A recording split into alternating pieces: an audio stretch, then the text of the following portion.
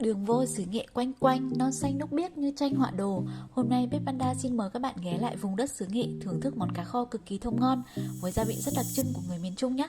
Mỗi một vùng miền có một cách nêm nếm khác nhau. Đối với món cá kho xứ nghệ này thì chúng ta sẽ cần có 500g cá chấm đen làm sạch. Gia vị kho cá cần nước mắm, đường, ớt tươi, tiêu xay, củ nghệ tươi, lá nghệ tươi và một nguyên liệu rất đặc trưng làm nên hương vị đặc biệt chính là củ hành trăm hay còn gọi là củ nén. Đầu tiên thì mình sẽ chiên sơ cá. Bước này thì sẽ giúp cho cá là không hề bị tanh mà lại rất là dai thịt.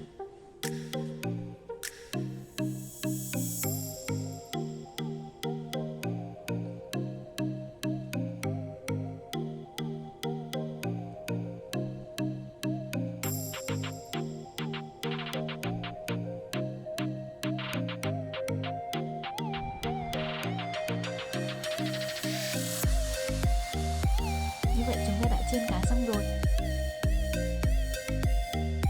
Hành trăm thì mình cũng sẽ phi vàng lên luôn nha.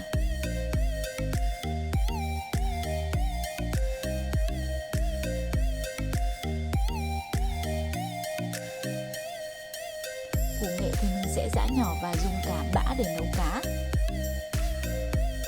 Tiếp theo thì mình sẽ ướp cá. Đầu tiên thì chúng ta sẽ cho một lớp nghệ tươi ở phía dưới và xếp một lớp cá lên trên.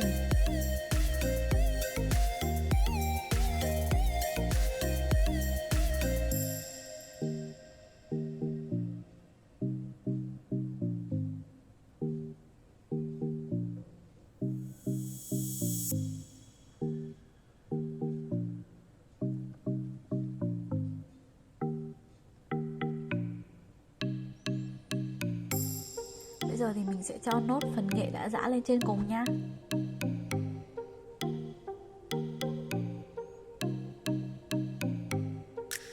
Và chúng ta sẽ cho luôn các gia vị đã chuẩn bị vào, gồm có hành trăm đã phi vàng,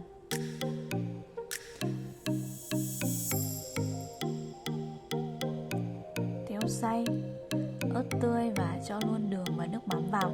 Và chúng ta sẽ phải ướp cá tầm 30 phút đến 1 tiếng để cá được thấm đều các gia vị. Và ướp đủ lâu thì miếng cá sẽ dai và cứng mà không hề bị nát nhá.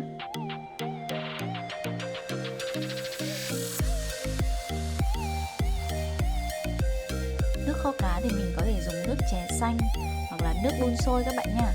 Tuyệt đối thì mình sẽ không được dùng nước nguội, nước lạnh. Ta sẽ kho cá ở lửa to và khi nước sôi thì mình sẽ đun lửa nhỏ riu riu tới khi nước cá lấp sấp trên bề mặt.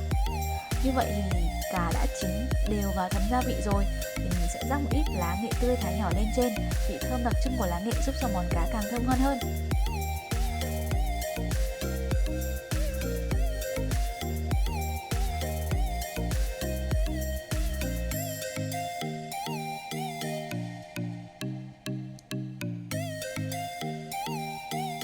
Cuối cùng thì trang trí ra đĩa nào. Thành phẩm là đĩa cá với màu vàng tươi ngon, gia vị thấm đẫm và cực kỳ tốn cơm luôn ạ. Chúc cả nhà sẽ thành công nhé. Hẹn gặp lại ở những video sau nha.